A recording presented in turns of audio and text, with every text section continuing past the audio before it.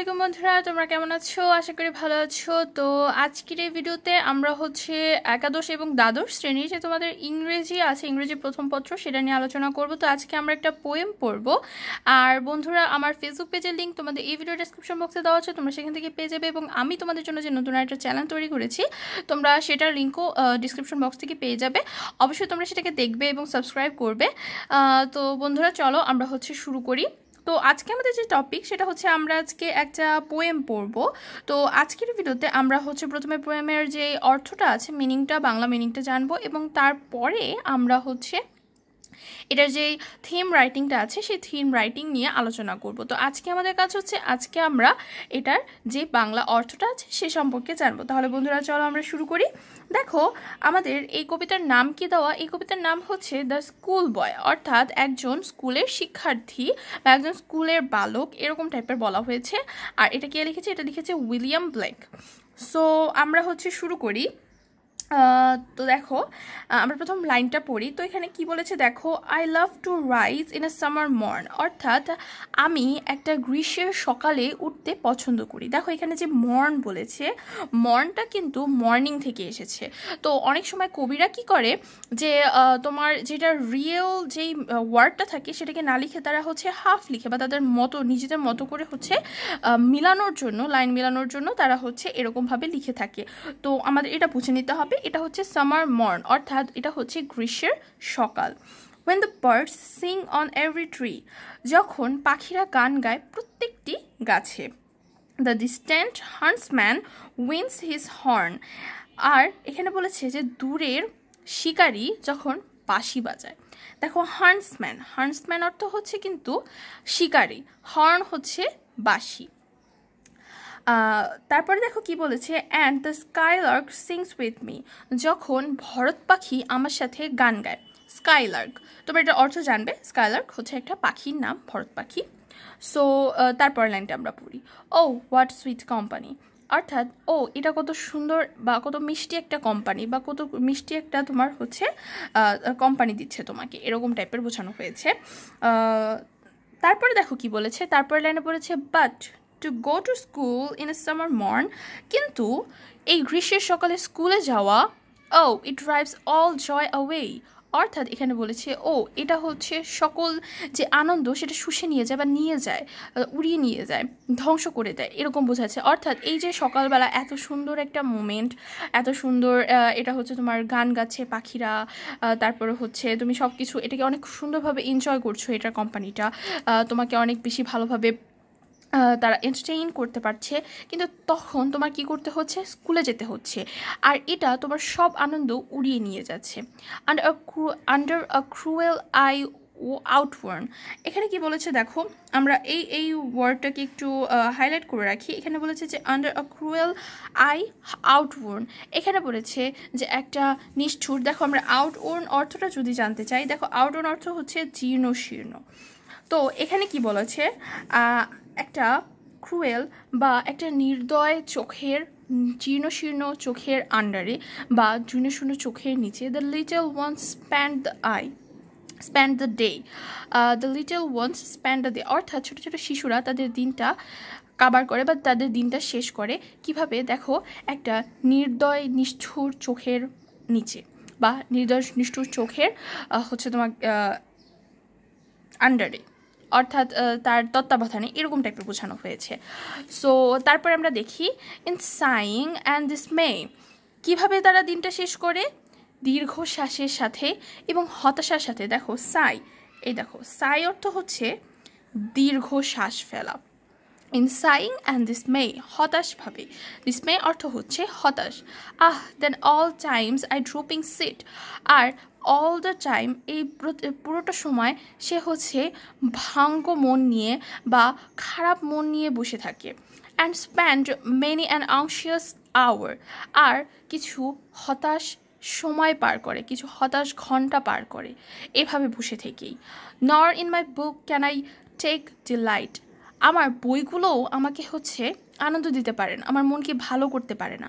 নর seat in the learnings পাওয়ার, আর আমি হচ্ছে যেই আমার শিক্ষার যে চেয়ার বা বউয়ার এখানে বোঝানো হয়েছে যে এমন একটা জায়গায় বা আসন তুমি যেখানে বসে বসে শিখছো সেই জায়গাটিতেও তোমার বসে থাকতে ইচ্ছে করছে না। অনেকটা আমাদের যেরকম স্কুলের বেঞ্চ, তো তোমার হচ্ছে অনেকটা বেঞ্চেও বসে থাকতে ইচ্ছে করছে না। তো তারপরে কি বলেছে, on through with the dairy shower, অর্থাৎ ক্লান্তির বর্ষাধারায় ছিন্ন ভিন্ন হয়ে গিয়েছে সব কিছু, এরকম বোঝানো হয়েছে এখানে। তার মনটা হচ্ছে অনেক বেশি ছটফট করছে, সে হচ্ছে পড়াশোনায় মন দিতে পারছে না এরকম। How can the birds that is born for joy, কীভাবে একটা পাখি যে আনন্দের জন্য জন্ম নিয়েছে, sit in a cage and sing, সে একটা হচ্ছে তোমার খাঁচার মধ্যে থাকবে এবং গান গাবে। এটা কিন্তু হচ্ছে সম্ভব না, বা সম্ভব না বলতে এটা কিন্তু হওয়াটা উচিত না এরকম বলেছে।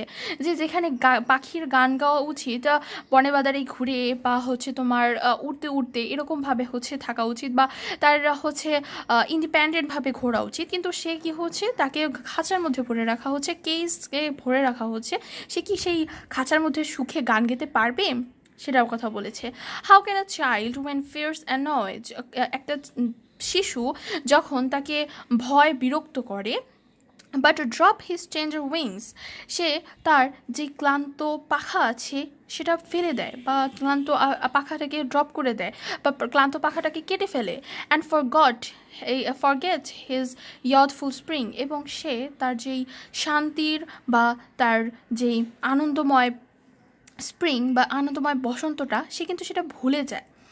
ও father and mother, if birds are nipped, যদি কুড়ি হচ্ছে নষ্ট হয়ে যায়, অ্যান্ড ব্লসমস ব্লোন অ্যাওয়ে, যদি ফুল না ফুটে বা ফুল ঝরে যায়, and if the tenders plants are stripped, আর যদি যে চারাগুলো আছে সেগুলো যদি না জন্মায় বা ধ্বংস হয়ে যায়, বঞ্চিত হয়ে যায়, স্ট্রিপড হয়ে যায়, or their joy in the spring days by sorrow and cares dismay, of their joy in the spring days by sorrow and cares dismay. এখানে বলেছে যে এরকমভাবে যদি চারাগুলো নষ্ট হয়ে যায়, তাদের যে আনন্দ এবং তাদের যে বসন্তের দিনগুলো সেগুলো যদি কাটে, কিসের মাধ্যমে কাটে, সরো অ্যান্ড ডিসমে, অর্থাৎ তাদের দুঃখ এবং হতাশার মধ্যে কাটে, তাহলে কি হবে এটার কথা এখানে বলা হয়েছে। How shall the summer arise in joy, তাহলে কিভাবে হচ্ছে গ্রীষ্মকাল হচ্ছে নতুনভাবে আনন্দ দিয়ে জাগ্রত হবে। Or the summer fruits appear, তাহলে কিভাবে গ্রীষ্মের ফল আসবে। অর্থাৎ এখানে অনেকটা এইরকম বুঝিয়েছে, যদি তোমার গাছ হওয়ার আগেই তুমি গাছের যে বীজটা আছে সেটাকে নষ্ট করে ফেলো, তাহলে কি কখনো গ্রীষ্মকালে তুমি কোনো ফল পাবে? গ্রীষ্মের ফল যদি আগেই তুমি নষ্ট করে ফেলো ফলের বীজ, তাহলে কিন্তু তুমি গ্রীষ্মকালে কোনো ফল পাবে না। এটার কথাই মা বাবাদের বলা হয়েছে যে যদি বাচ্চাদেরকে আগে থেকেই তাদের বীজ থাকা অবস্থায় তাদের সব আনন্দ তারা নষ্ট করে ফেলে, তাহলে কি তারা পরবর্তীতে সেই ফলটা দিতে পারবে? আর how shall we gather what griefs destroy, অর্থাৎ আমরা কিভাবে সেই জিনিসটাকে আবার নিয়ে আসবো যেটা অলরেডি হতাশা ধ্বংস করে ফেলেছে। আর bless the mowing year when the blasts of winter appear, এবং সেই মানে সেই বছরগুলো যেখানে যেই শীতের ঝড়ো হাওয়া বইছে।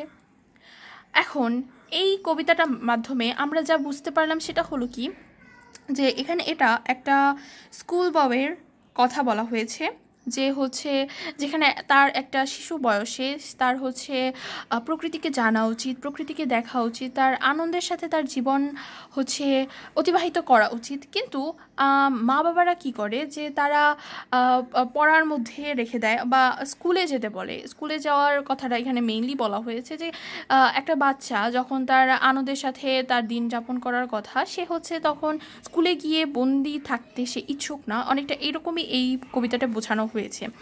সো অনেকটা বোঝানো হয়েছে যে যদি তোমার আনন্দটা ছোট বয়সে শেষ করে ফেলে, তাহলে তো সে বড় হলে সেই আনন্দটা খুঁজে পাবে না, এবং সেইভাবে কিন্তু সে তার যে আউটপুটটা সেটাও কিন্তু দিতে পারবে না, এবং সেটার ফলও ভালো হবে না। এটাই কিন্তু এখানে বোঝানোর ট্রাই করা হয়েছে। তো এটা নিয়ে আমরা পরবর্তীতে হচ্ছে একটা থিম রাইটিং লিখবো।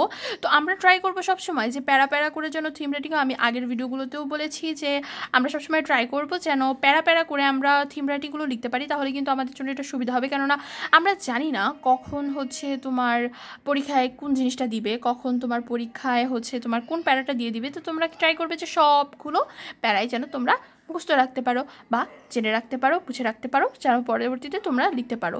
যারা বানিয়ে লিখতে পারো তারা অবশ্যই বানিয়ে লেখার চেষ্টা করবে।